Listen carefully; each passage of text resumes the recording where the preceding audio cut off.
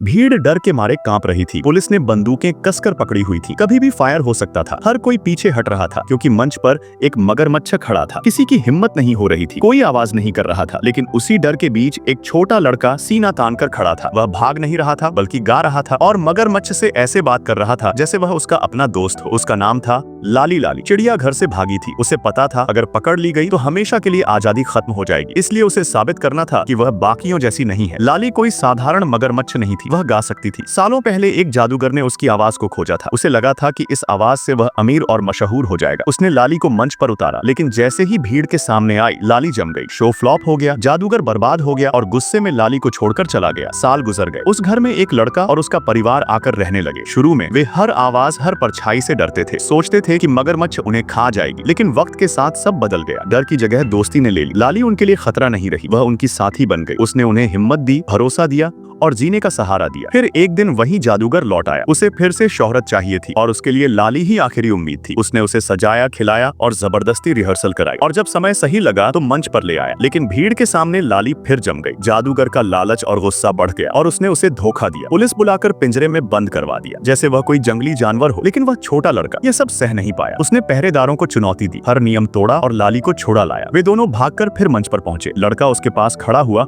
और फुसफुसाया, मत डरो, मैं यहीं हूँ। उसी पल लाली के अंदर कुछ बदल गया। उसकी आवाज गूंज उठी। उसका गीत इतना साफ, इतना ताकतवर था कि भीड़ का डर गायब हो गया। दिल पिघल गए। अदालत ने उसे आजाद कर दिया और लाली अपने दोस्त और उसके परिवार के साथ घर लौट आई। उस दिन लाली ने साबित कर दिया कि डर और लालच से बड़ी चीज मोहब्बत होती है। ऐसा परिवार